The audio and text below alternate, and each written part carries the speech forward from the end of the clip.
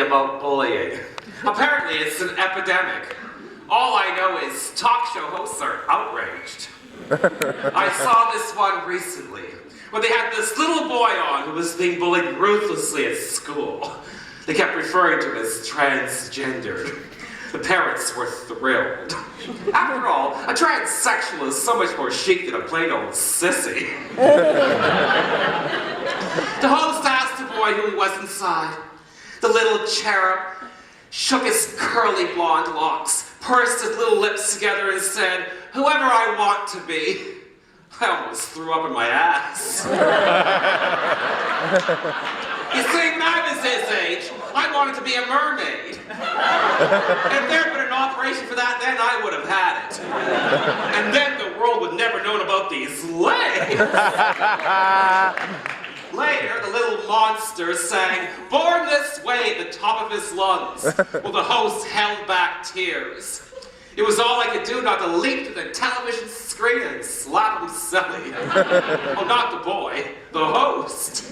No child should ever be put on television, unless it's to set him down to light a smoke. When I was his age, I was already recreating Martha Graham dance routines in the woods behind my house. But it wasn't on TV. It was just between me and the traumatized woodland creatures. That little boy wasn't a girl. He just had too much self-esteem. It's so easy to confuse the two nowadays. When I was growing up, self-esteem was something you achieved in spite of your childhood, not because of it. Kids today get a gold star for not waking up dead.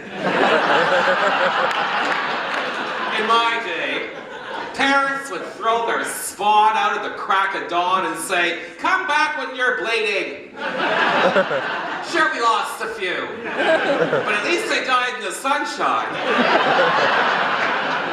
I was the youngest of 23 siblings. Yes, so I had plenty of older brothers and sisters to keep me in line. Of course, nowadays, so many children have none. So when these precious orchids, each one used to their own pot, first ventures out into the real world, they're shocked that not everybody thinks they're fabulous. At the first discouraging word, they panic and do something stupid.